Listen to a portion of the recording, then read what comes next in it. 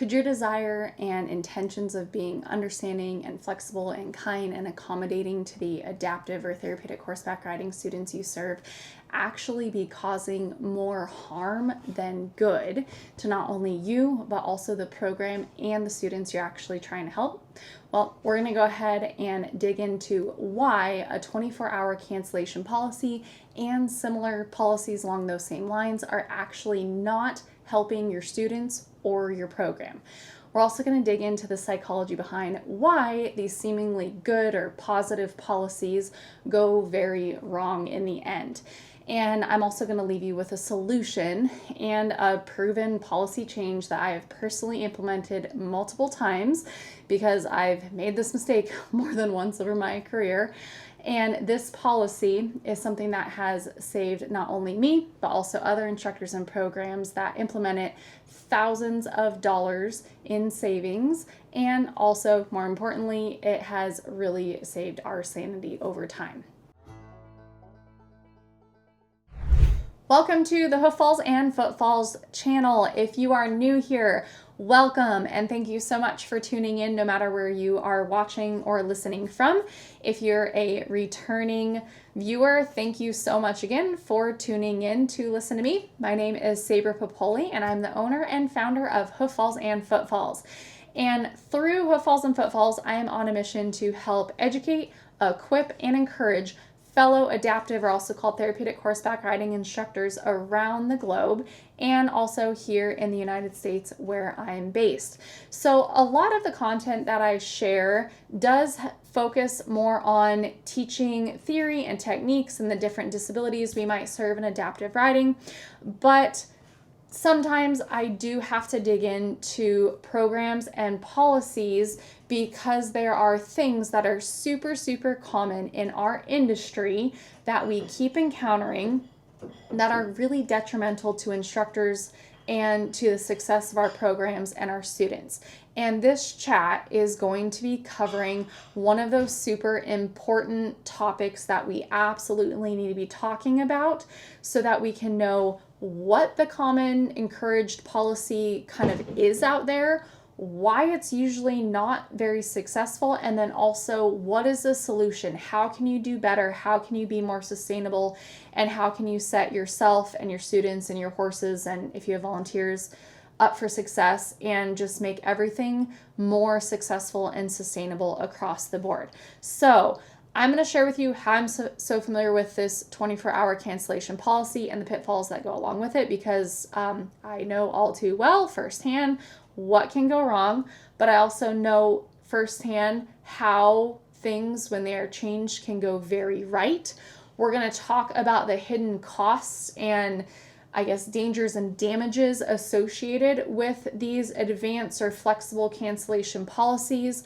We're going to talk about the human psychology pieces that tie into this and why, even though on the surface or the intention of these nice and flexible cancellation policies seem good, they usually backfire on you and just do not have the intended outcome. And then, like I said, we're not going to just end on what the policy is and don't do this, but also what is that solution? What can you do as an instructor or as a program to set yourself up for success or dig yourself out of the mess that this type of common policy that is over promoted and not in a good way out in our industry, over promoted. And if you're experiencing these things, hopefully dig you out of that and get you on a more positive trajectory. So a little bit of history as it applies to the 24-hour cancellation policy. So in the equine industry, it is very common practice and even promoted out there to be super flexible and accommodating to all the students that we work with, not only in adaptive riding and the equine assisted services world, but also in the traditional mainstream world. And I think this policy is also one of the reasons why the equine industry in general, we're kind of notorious for being poor business people and not sustainable and having budgets that just don't really work out. And it's because we have poor policies and procedures put into place.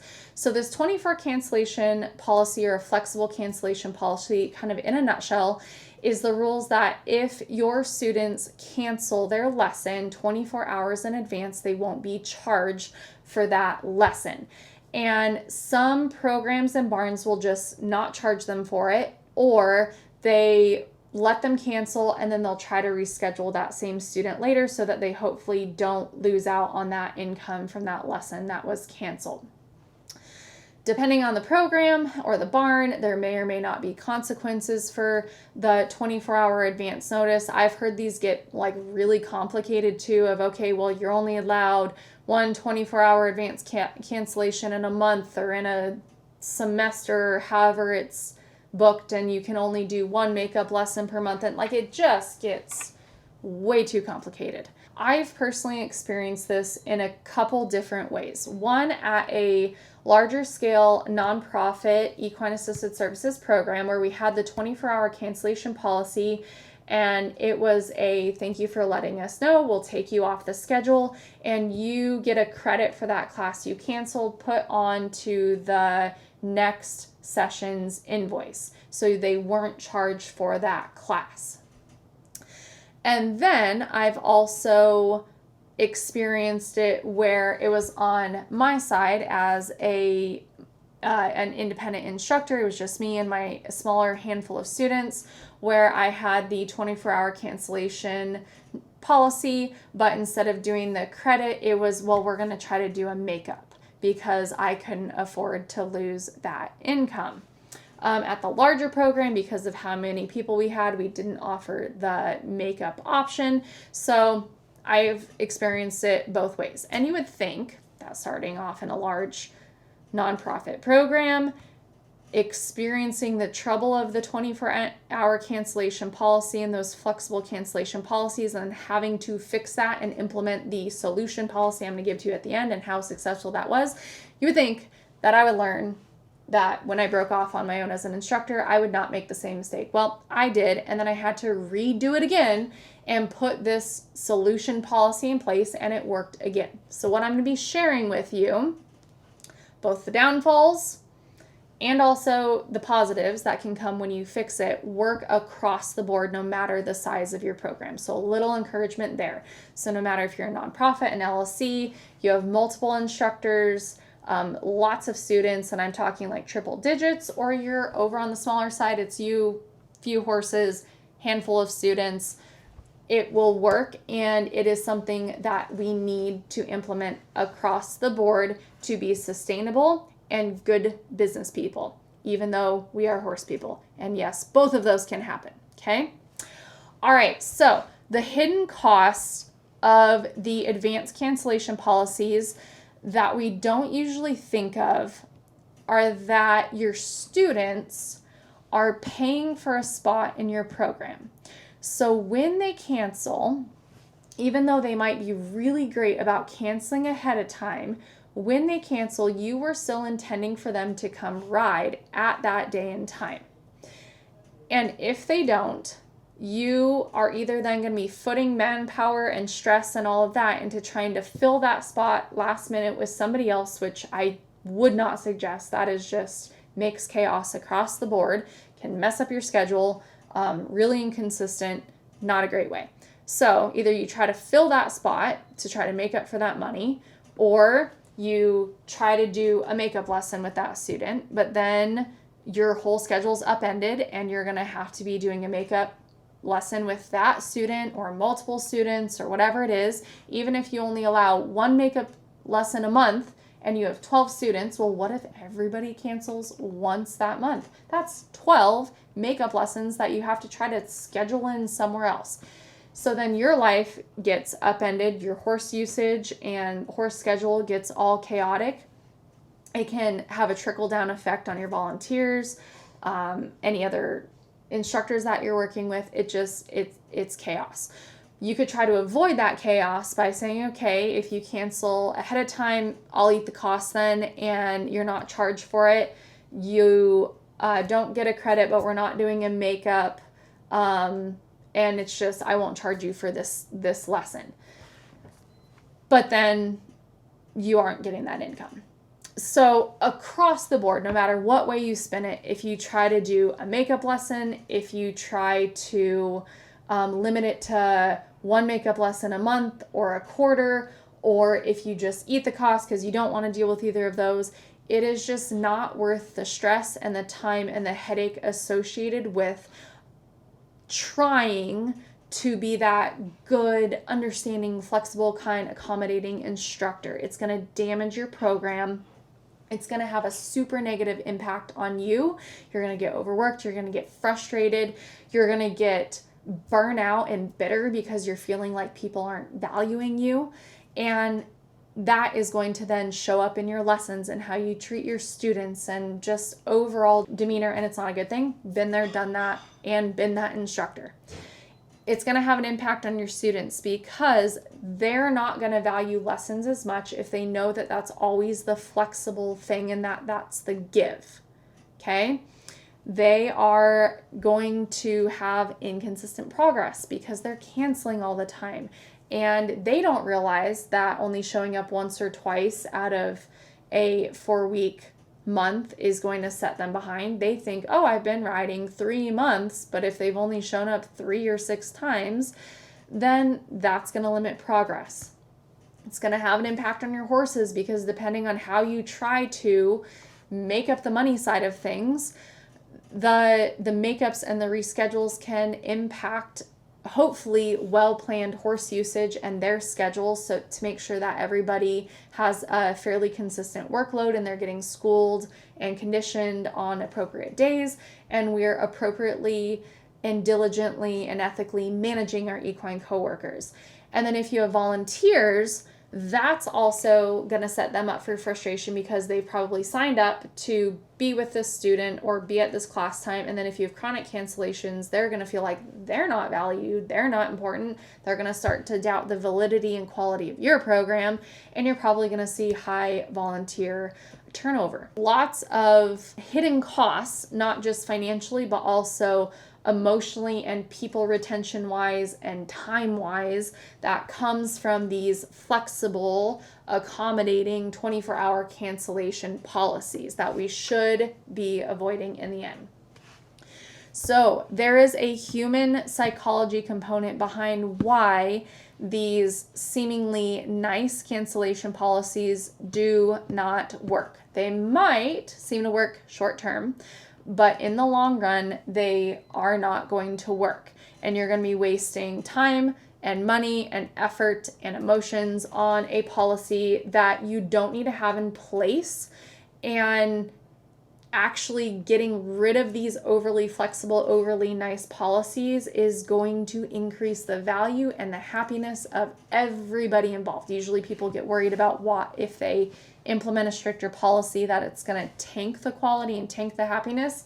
Nope, it's opposite. And I'll talk about that at the end. So the psychology piece behind why these don't work is the whole, well, I would never do that to somebody, so my students wouldn't do that to me. So we think as instructors, well, I would never cancel if I don't really need to because I know this person is putting in so much time and effort into planning. I wouldn't cancel or choose to do something over top of my horseback lesson. Like I've committed to doing that. But the flip side of it is because we're on that service delivery side. We usually understand how much time and effort and planning goes into place. So we usually respect people's time a little bit more. Or maybe you're totally guilty of taking advantage of the flexible cancellation policies of other programs or other things that you do, and you're that chronic canceller. And that's okay. That's just normal human behavior and human characteristics. But as instructors, we cannot expect someone to automatically honor our time, honor our effort, honor the costs that it is associated to have these horses and have the barn, and think that they're going to choose to do the right thing or choose to do the thing that's best for us as the instructor or best for our program. That's not the case.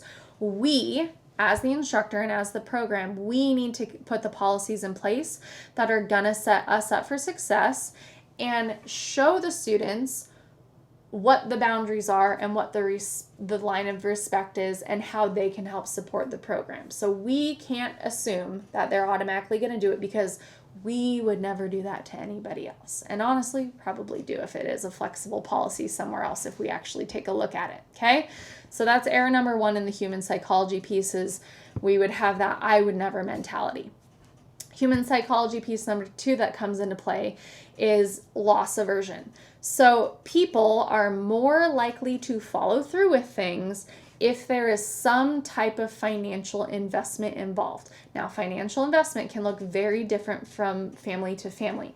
$5 could be the same investment or the same ouch almost, or buy-in as another family, and it's a $50, okay? So I'm not saying that it's dollar for dollar, but just the human psychology pieces is if you have financial investment and you know that you're going to lose it if you don't show up, you are more likely to follow through with your commitment to attending whatever that thing is. In our case, the lessons. That's just how humans are made, okay? And we don't have to frame this in a negative way. We can use the no makeups or no refunds, which is going to come into the policy later, that I'm going to give to you as a solution.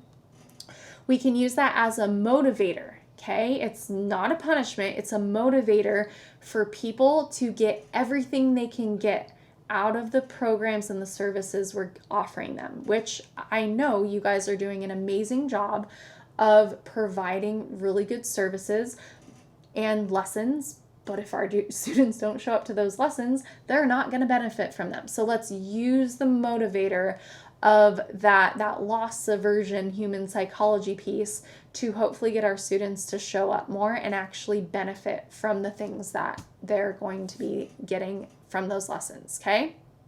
So another thing too is skin in the game. So having that financial investment in the lessons actually helps increase humans' perceived value of what they're getting. So if you were to give a person a lesson and you told them that this lesson is free, and then you gave another person the same exact lesson, same exact experience, but you told them, hey, this is actually $75, the person who pays the money is going to perceive the value of that lesson as higher quality and more value to them, and they are going to actually get more mentally out of that experience. That is just how our brains work, because we think, ooh, if I'm giving it to me for free, or it really doesn't matter if I cancel, then it really must not be all that important. But if we're paying for something, our brains think that thing is worth something. And so then we're looking for that worth in it because we have invested financially into it. So paying is a good thing. That's likely going to increase student retention, increase their satisfaction, and you will hopefully then get students, and I've experienced this, I've seen a shift in the students I get, and they are more committed, they're more prepared, and they're better at communicating what they're wanting out of the program, and then also their experiences, and also if they're missing a lesson, that they're still going to be canceling ahead of time, but usually those cancellations go down, okay? Another human psychology piece is what's called behavioral drift. So that means that depending on what policies and procedures are in place or not in place, the behaviors of our families and of our students can tend to drift over time depending on what guidelines are kind of in place. So if we have a flexible cancellation policy, that is going to allow behaviors to drift towards them being more lax about them not showing up to lessons. Not that they're doing it maliciously by any means, but that's just what our policies and procedures are saying and guiding behaviors towards. So we want to put policies and procedures into place that help behaviors drift in a positive way. We want to set the families up for success and let them know what we need from them and what is expected of them. And even the best families can start to do this, or the best students, and they may not even realize it over time. So it's not that they necessarily are purposefully trying to take advantage of you or purposefully just wanting to miss out and expect you to hold lesson spots for them. They just may not even realize it, and your policies have just set them up to do those behaviors. So we need to have better policies and procedures in place that set our program and them and us up for success. And then also we need to understand the difference between being empathetic to the situation of the students that we are serving and also enabling behaviors that are not going to be setting them up for success. So chronic cancellations is not setting that person up for success or progress. Yes, we can be empathetic of the different medical conditions that they have and maybe different family dynamics and all of that, but that doesn't necessarily mean that we enable actions that are not going to help them get the most out of the program. Maybe we can be that little bit of push and support while still being empathetic, but pushing them to get the most out of what they can get from our lesson program, or set them up with an activity that is better aligned to their needs based off of their commitment ability and their schedule and how flexible they need something to be. Maybe our program isn't just the right fit. And then kind of going along with that too, that goes into our boundaries and barn culture. So many of the things that I see instructors and programs struggle with are founded in really, really good intentions. It's a good heart, a good intention in their minds, but the actual outcome has totally backfired on them. So we've got to be aware of that, and we have to put policies and procedures into place that create the type of barn culture that we want to happen from our barn. And believe it or not, the more structured we are, the more freedom and happiness that everybody experiences across the board, and it just decreases stress. This 24-hour cancellation policy and flexibility and makeups and all of that, it just creates a barn culture of flakiness, even though that is probably not the intended outcome at all. That's probably what is happening, okay? So I do want you to hear me, that I know that you trying to be accommodating and flexible and understanding is coming from a good place, but we've got to step back and emotionally separate from it and see what the actual outcome is and what the actual things are happening from that thing that we thought was positive, because usually it's different. We've talked about why we don't want to have this 24-hour cancellation policy and why flexible cancellations and makeups and all of that is just not good. It sets our students up for failure and no progress. They devalue the lessons and the experience that they're getting. It can set our volunteers up for feeling like that they're not valued and can increase volunteer turnover. It can impact our horses because it messes with their work schedule and how many students they might be working with in a day, and student matches and their schooling and training rides and all that. And then it takes a toll on us as instructors mentally, because we're trying to make everything work, make everybody happy, make the budget work, all of that, feed the horses that are in the barn, try to manage schedules, all the pieces that go in that are tied in with this cancellation policy. But there's a positive side to this, or a positive outcome and a positive flip side, okay? So the policy that is gonna set you guys up for success, and hear me out on it, because I know when you hear it, and you might already be thinking, you know what I'm gonna say, and you might be right. This policy that I'm gonna say seems harsh, but it works. I'm speaking from firsthand experience, and I'm also speaking from experience of having other instructors and barns implement it, and it works for them, even though, yes, it's scary because we think that there's going to be a lot of negative stuff going on with it, but it's okay. And I'm going to tell you how we can actually phase to this new positive policy and how you can word it in a good way and roll it out to your families so it's not this big blow, okay? So the shift I want you to make, if you have this 24-hour cancellation or flexible cancellation policy and makeup lessons and all of that, is I am going to challenge you to shift to a, still, families need to give you a heads up when they're going to be missing lessons, but cancellations do not get you a refund, a credit, or a makeup lesson.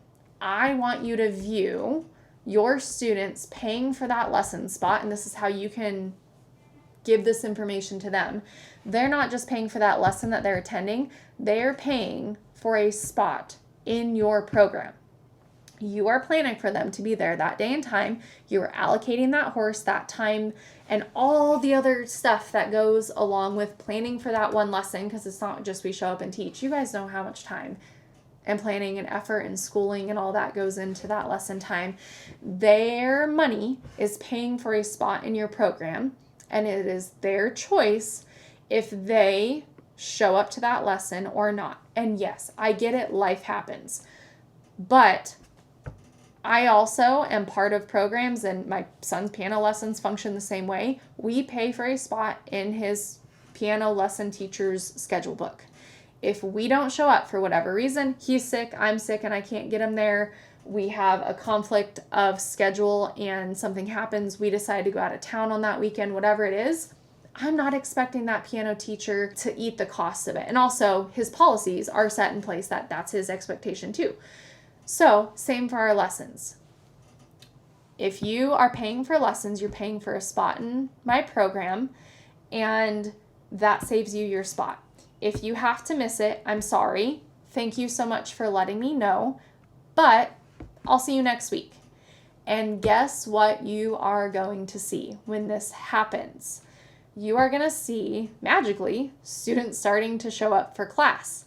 Then what you're going to see from there when your students actually start showing up to a majority of their lessons is you're going to see consistency and progress and increased happiness in their attendance and showing up in that program. There is going to be a huge just positive domino effect from them being, kind of quasi forced into showing up for lessons, but it is so worth it. Now, the one exception to this policy is if I cancel because I'm sick or whatever happens, I do credit my students for the following month's invoice. I don't try to fit in a makeup lesson because I just don't have the time to do it. I would encourage taking makeup lessons off the board for the sake of scheduling and consistency and your sanity. So have your students pay for their spot in your lesson. And also I would highly encourage you, do not bill week by week. Bill at least month by month, or you could even do by semester. So, every 6 to 8 weeks or so, depending on how your year breaks out. So if this policy is different than what you already have in place, you might be asking yourself, okay, well, how do I work this into my program? I want to make the change, but I'm scared. I don't know how my families are going to react. What I would highly encourage you do is, one, start talking to your families and let them know that this policy change is going to be coming up. Let them know why you are doing it, okay? You would be shocked at how many families are totally understanding and even say, oh, wow, I never thought about it, or wow, I never knew that you did all of this in addition to the lessons, okay? So just let them know the what's, the how's, the whys, just like good teaching out in lessons, okay? Let them know the what's, how's, whys of this new cancellation policy of you're paying for a spot in my program. You don't get a refund. You don't get a credit. We don't do makeup lessons anymore. And that's just how we function here, unless I'm sick as the instructor. Then you're going to look for a natural break in your lesson program. And what I mean by that is, for example, me here in Arizona, I take the summer months off because it is just miserable hot and we end up melting and I don't have a covered arena. So if I have any major policies that are going to be coming up, I implement them over that break. I could either do a summer break, or I could even do it over holiday breaks, over like that Christmas, New Year time when I take a couple weeks off. So I'm going to be strategic about when I implement this new policy. And I'm also not just going to email it out to parents or hand them a piece of paper. I am verbally going to communicate this to them every single person, the what's, the how's, the why's. That's how you help avoid that backlash of families misunderstanding or not reading the written stuff that you're communicating through paper or email or text or whatever. And then they show up shocked and surprised and they don't understand why this new policy is in place when, well, but we always used to be able to cancel and get a refund, okay? You've got to talk to people. I know I probably dropped a bomb on you if this is completely new to you, but the 24-hour cancellation policy or these flexible cancellation policies with makeups and all of this or credits, it's got to go away in our industry. If we want to be less stressed as instructors, we want to be financially sustainable, and we want to create a barn culture and a lesson program that sets our students up for success. So know that cancellation policies can be different than the norm that is promoted out there. And also look at the result of that. A lot of these programs and instructors that have this policy, they're struggling financially and they're stressed out. Don't follow in their suit. Be different, do different, follow better business practices, okay? So I'd love to hear from you. What is your current cancellation policy like? Comment down below wherever you're watching or listening. Do you have the 24-hour cancellation policy? Are you a flexible policy cancellation? Do you allow makeups? Do you not? Do you have like one established makeup lesson a month, one day out of that month that you do the makeups? What does it look like for you? What are the positives? What are the drawbacks? Have you switched to a no credit, no refund, no makeup policy? What was that like? I'd love to hear from you, okay? Also, if you have any other questions or comments as it relates to adaptive writing or policies and procedures like this, I know they're kind of boring, but they're super important to talk about. Comment down below, because chats like this come from instructor questions from you guys. So looking forward to hearing you guys' comments, chatting with you about this, and also learning about what you would like to learn about in the future as a fellow adaptive or therapeutic horseback riding instructor.